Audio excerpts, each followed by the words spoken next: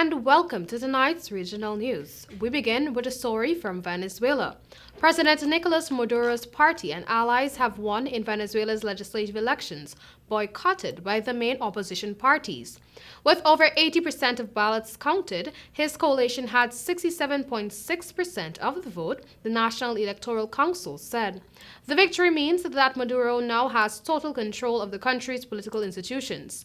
The boycott is being led by opposition leader Juan Guaido, who has been in a two-year power struggle with Mr. Maduro. An opposition bloc which broke the boycott and took part received 18% of the vote, and the turnout was 31%, National Electoral Council President Indira Alfonso said. The National Assembly, the only institution controlled by the opposition, will now be dominated by Maduro's party and others backing him. Once the new lawmakers are sworn in on January 5, 2021, the checks and balances which the National Assembly is supposed to provide will fall by the wayside.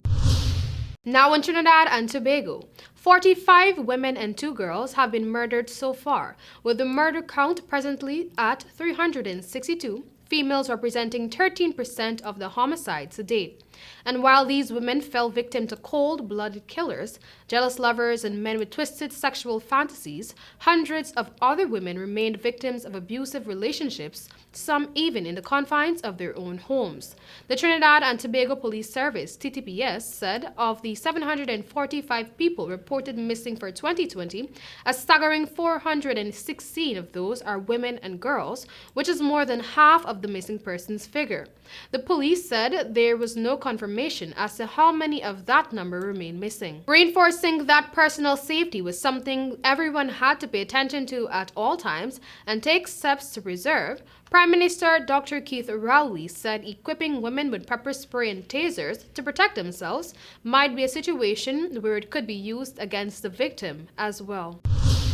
Now in Bermuda, the Bermuda government ordered bars and clubs to close at midnight on Saturday under tougher regulations aimed at combating a continued surge in the COVID-19 cases.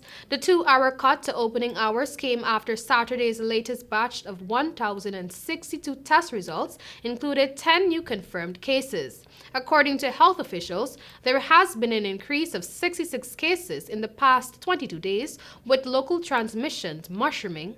In addition, 2 people are in the hospital, with 1 in intensive care. Last week, the government announced new fines starting at $500 for people who fail to wear face masks as required, with double the fine on the cards for repeat offenders.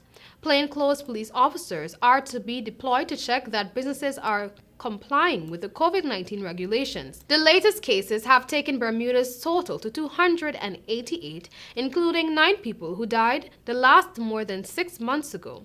63 of the cases are still active. And finally, a major broadband outage has forced the suspension of online classes, limiting internet access and other mobile services across the country and further up the Caribbean region. 2 of the region's main service providers, Flow and Digicel, have been severely impacted by a major fiber fault on an underground cable between Antigua and Guadeloupe.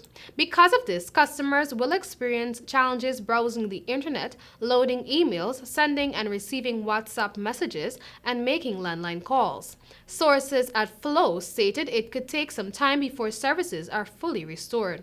Information from the company's Network Operations Center estimate full repair will be completed by Thursday because damage to the underwater cables appears to be major. They indicated that a temporary solution is currently being put in place.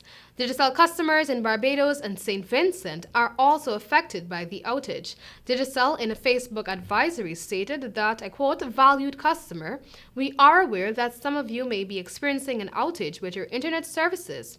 Preliminary investigations indicate that the cause is a technical issue with our international upstream internet suppliers, which is affecting multiple internet providers across the Caribbean." End of quote. That was all for tonight's regional news. Thank you for joining us. Back to you, Travis.